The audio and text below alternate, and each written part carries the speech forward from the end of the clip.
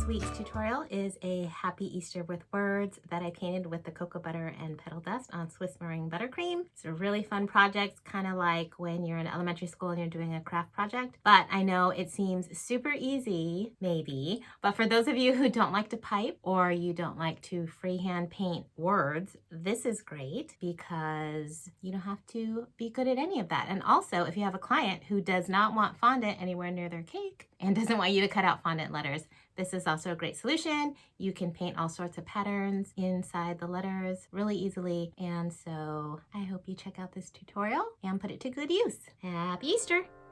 So step one is to find a font that you like. On my Valentine's Day cake with the word love on it, I show you all about finding fonts that you like to use on your cake. So you can check that video out. I'll put the link above. So I printed it out and I'm just going to tape it down to my cutting board.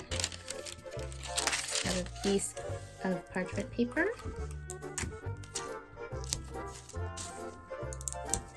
I'm going to tape that down. And then I'm just going to quickly trace. Of course, for this process, probably finding bubbly letters like this is going to have a better result. So keep that in mind. Okay, so we've got it all traced out, and now we are just going to use a sharp X-Acto blade and we're going to cut out all the letters. When you cut these ones out, just make sure you keep this middle shape.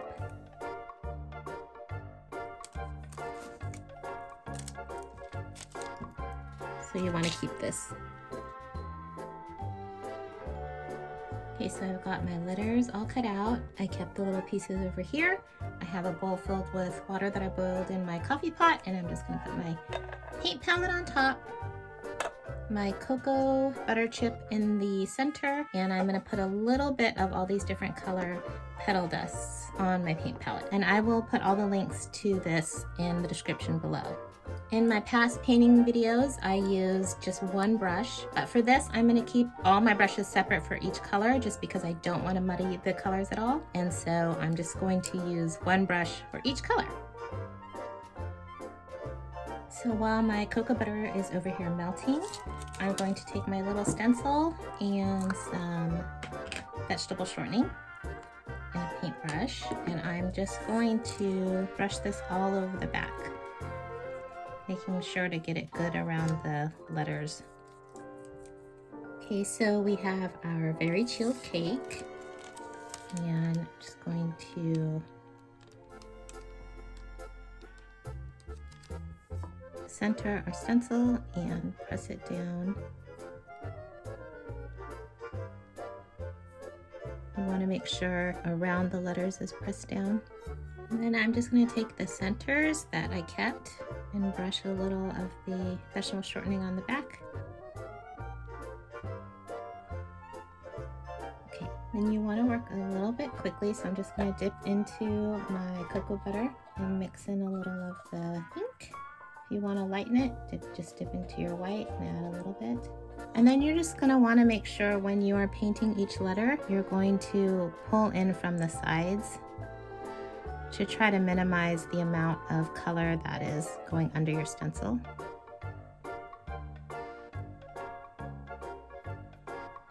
And you can do solid color or you can play around.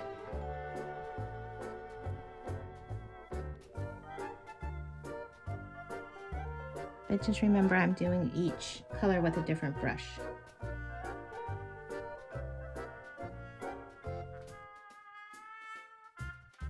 So you can always skip around and just put in color where you think you want some if you know you're going to do some sort of pattern or design. So just have fun, play around.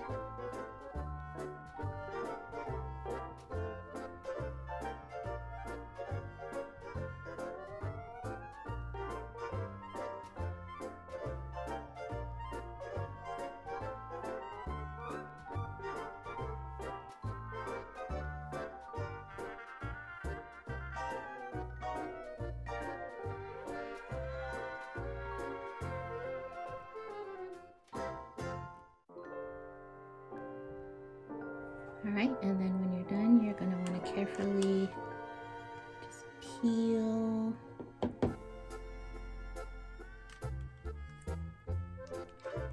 your stencil. Take your blade and try to find those little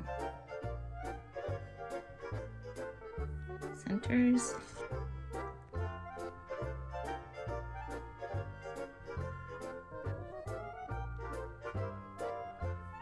Then if you have any little areas of bleeding, just take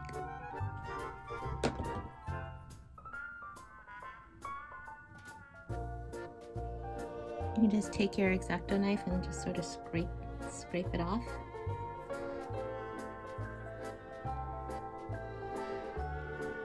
And then you can just come in with a clean paintbrush so we get the last edge off.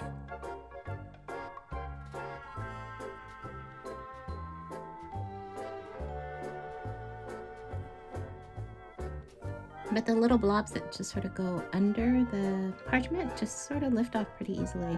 As far as my tips, the vegetable shortening on the back of the parchment is very helpful to get it to not peel off your buttercream when you rip it off. I tried it without it and it had a tendency to want to take just a little bit of chunks out. So that was helpful. And also, like I said, painting away from the edge of your parchment instead of toward it will help you not get leakage or seepage. I don't like the word leakage. Anyway, there you go. Happy Easter, y'all.